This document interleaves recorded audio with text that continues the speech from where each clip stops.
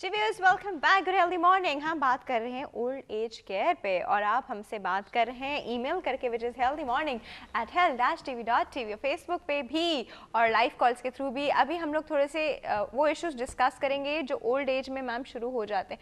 किस तरह के इश्यूज ओल्ड एज में, और ये ओल्ड एज को हम किस एज से स्टार्ट कर रहे हैं? हाँ, डेफिनेशन के लिहाज से हमारे मुल्क में 60 इज़ द ईयर जहाँ रिटायरमेंट की एज हाँ, कहलाती है। ठीक है। तो वो उन्होंने यहाँ पर रखा है। अब देखा जाए कि ओल्ड एज भी वेरिएशंस हैं। बाज़ लोग 50 साल में 90 साल के नज़र आते हैं, बाज़ लोग 90 साल में 50 साल के नज़र आते हैं।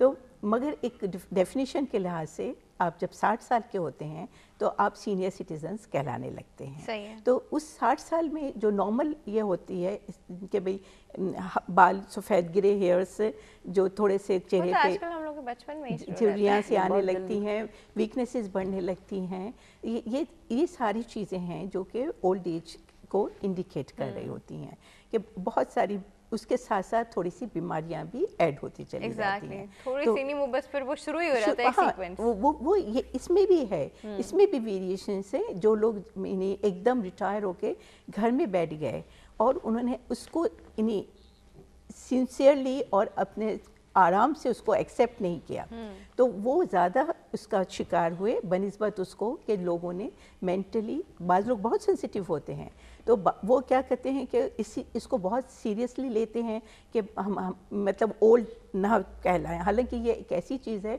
जो रातों रात आपके ऊपर कब्जा जमा रही होती है। very तो true. इससे आप नहीं भाग सकते। तो उसके लिए वो लोग ही कामयाब होते हैं जो मेंटली इसको एक्सेप्ट करें और उसी हिसाब से अपने लाइफ में चेंजेस लाएं। तो mental acceptance is the first की पॉइंट। ओल्ड एज को एक्सेप्ट करना इज द फर्स्ट की पॉइंट। फिर उसके हिसाब से केयर की हम फर्दर बात करते हैं। कॉल हमारे साथ मौजूद है जी, अटेंड करते हैं। अस्सलाम वालेकुम। अस्सलाम वालेकुम जी। Good healthy morning. कौन बात कर रहे हैं? मैं जी Zahara Moin, I am calling from Islamabad. जी जहारा, कैसी हैं आप? अल्लाह का शुक्र जी। मैं ये प्रोग्राम आपका देख रही थी, ओल्ड एज केयर। एग्जैक्टली। ये कंसर्न है क्योंकि आजकल बच्चे या तो बहुत मसरूफ हैं या बाहर हैं और मैं बहुत देखती हूँ कि पेरेंट्स अकेले सफर करते हैं अकेले। जी जी। सबसे बड़ी वजह है जो इस प्रॉब्लम को, ओल्ड एज को ज्यादा एग्रीवेट करने के लिए, वो तन्हाई है। और हमारे यहाँ क्योंकि अगर बच्चों के पास टाइम नहीं तो मेरा ख्याल हमारे यहाँ माशरे में कोई ऐसी इदारे भी नहीं है जहाँ पे वॉलंटियर करके लोग जाके टाइम दें, जो कि बाहर के ममालिक में है। यूके में सोशल सिक्योरिटी का कॉन्सेप्ट है, तो वहाँ पे ओल्ड एज होम्स भी हैं और यहाँ पे वालिदैन को या बुजुर्गों को लाके छोड़ दिया जाता है। लेकिन उसकी भी हालत ऐसी नहीं होती है जहाँ पे आप ये कहें कि उनको 100% उस तरह से रखा जाता है जैसे अपनी औलाद रख सकती है। लेकिन औलाद की अपनी मजबूरियां। मैं आपसे सिर्फ एक चीज शेयर करना चाह रही थी। वो ये कह रही थी कि हम सारी जिंदगी अपनी औलाद के लिए कुछ ना कुछ करते हैं, जायदाद बनाते हैं, औलाद के लिए छोड़ देते हैं।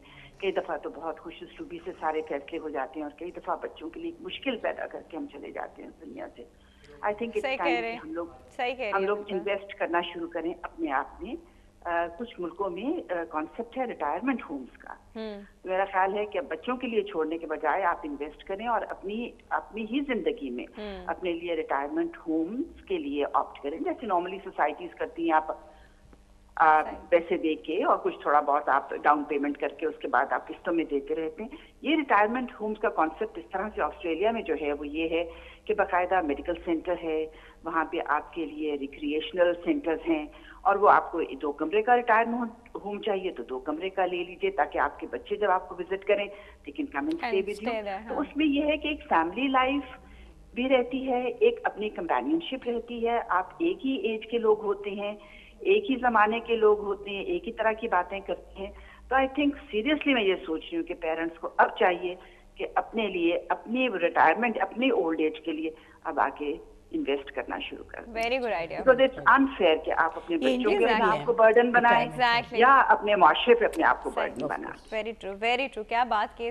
Thank you so much for your call. इतनी अच्छी बातें इन्होंने की और बिल्कुल I think it's a very good concept because हम लोग अपने इंडिया में भी इस टाइप के रिटायरमेंट होम है और उसी तरह से जो बता रही है ना, मैंने तो इस पे सब सर्वे किया हुआ है, तो इसमें ये है कि वो हर तरह की उनको फैसिलिटीज मिलती हैं और जितना आप जिस तरह से रखना चाहें, एक कमरा चाहें या उससे ज़्यादा चाहें, उसी हिसाब से पेमेंट होता है।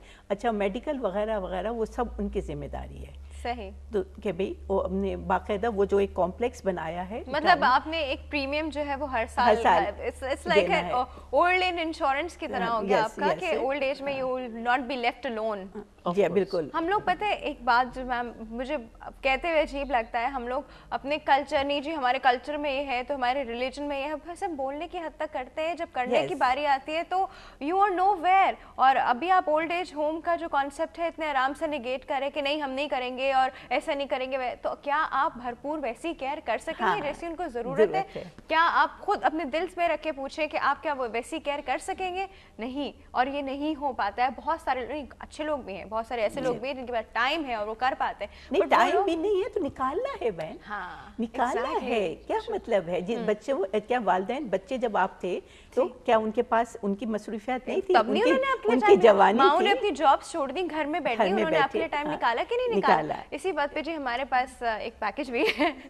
हम पहले पैकेज देखते हैं व्यूअर्स, और आई नो आप लोग कह रहे होंगे किस तरह की बात करिए टीवी पे आके, but this is a very important issue. और जी एक पैकेज है हमारे पास, जी पैकेज देखते हैं फिर वापस आते हैं।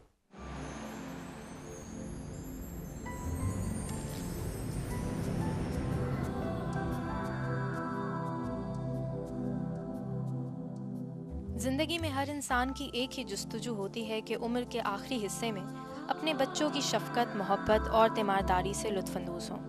लेकिन साइंसी तरक्की ने इंसान के शब रोज़ को इतना मसरूफ़ कर दिया है कि एहसासात और जज्बात से आरी इंसान के पास अपने वालिदैन के लिए भी टाइम नहीं होता। ऐसी सूरत में वो वालिदैन या घर के किसी भी बुज़ुर्ग को ओल्ड हाउस भेजकर, सालाना तहाइफ भेजकर खुश व खुर्रम ज़िंदगी गुजार रहा है। पाकिस्तान में मौशरती इक़दार, ख़ानदानी निज़ाम और इस्लामी तालीमात की रोशनी ओल्ड हाउस को पजीर हासिल नहीं, क्योंकि मज़हब इस्लाम वालिदैन के हकूक़ की अदायगी और हक तलफ़ी पर सख्त अहकामात हैं। लेकिन आम तौर पर हमारी सोसाइटी में मौजूद ओल्ड हाउस में ऐसे बुज़ुर्ग पहुँचते हैं जिनके घरों में मौशी तंगदस्ती का राज होता है और वो 2 वक्त की रोटी के भी मोहताज होते हैं। दूसरी सूरत में इन बुजुर्गों का ताल्लुक ऐसे घरानों से होता है जहां ज़िंदगी की तमाम तर आसाइश तो होती है, लेकिन बुजुर्गों की मौजूदगी को नापसंदीदगी से देखा जाता है। जी व्यूअर्स, अभी आपने पैकेज देखा है जो एक ओल्ड एज के बारे में था और उसने कुछ जो इश्यूज हैं उनकी तरफ निशानदेही की। हम और भी बात करेंगे। कॉल है जी हमारे साथ, वो अटेंड करके हम इस पर और बात करते हैं। जी अस्सलाम वालेकुम। Good healthy morning. Good healthy morning आया साहब, कैसे हैं आप? अल्हम्दुलिल्लाह, अल्लाह का शुक्र है। अच्छा जी, हम हमारे पोल का जवाब दें। पोल का सवाल राफिल मैंने अभी ट्यूनिंग किया है थोड़ी देर पहले, अभी मैं गुफ्तगू सुना था, लेकिन आई डोंट नो, मेरे ख्याल में ओल्ड एज हाउसेस के बारे में शायद। जी जी बिल्कुल। और हमारे पोल का सवाल है कि अगर किसी वजह से आप अपने वालिदैन की केयर नहीं कर पा रहे, कोई भी वजह है, टाइम नहीं है, बाहर सेटल है, कुछ भी, तो क्या आप उन्हें ओल्ड एज होम में भेज देंगे? देखिए राफिल, मैं सिर्फ इतनी सी बात करूंगा, एक हदीस शरीफ है, शायद हम लोग भूल चुके हैं इस बात को, कि अल्लाह ताला ने यानी हुजूर ने जिब्राइल अमीन आए थे, यकीन करें, और हुजूर मेंबर पर खड़े हुए, 3 उन्होंने बातें गिनी, जिसमें एक बात ये थी जिसमें लानत हुजूर ने फरमाया, अमीन का, जिसमें जिब्रील ने, कि लानत है उस शख्स पे जो शख्स बुढ़ापे में अपने वालिदैन को पाए और उसकी खिदमत ना करे। यानी it's a very very bad thing for us. आप ये कॉन्सेप्ट ही क्रिएट नहीं करें ओल्ड हाउसेस का। मैं आपको बता दूं, जब इंसान के बच्चे उसको छोड़ के चले जाते हैं ना, आधा तो वैसे ही मर जाता है। ओल्ड हाउस क्या देगा आपको, मुझे बताएं। ये तो बात ऐसी है कि ये चीजें प्रिवेल नहीं करनी चाहिए society. I am sorry to say, आज अल्हम्दुलिल्लाह मेरे इर्द गिर्द जो लोग हैं वो किसी बहुत कम लोग हैं जो अपने वालिदैन को छोड़ के चलेंगे। हमारी सोसाइटी में ऐसा है नहीं। अच्छा, मुझे याया सा फिर उन लोगों का बताए ना, वो बच्चे जो वाकई में वालिदैन को छोड़ के चले जाते हैं, वो भूल गए हदीस, वो छोड़ के चले जाते हैं, वो एक अलग चीज है। वो देखिए, वो तो बहुत सारे लोग ऐसे हमारे में होते हैं, लेकिन एक इसके लिए क्रिएट कर देना कि ओल्ड हाउस तो सब लोग यही करने लगे।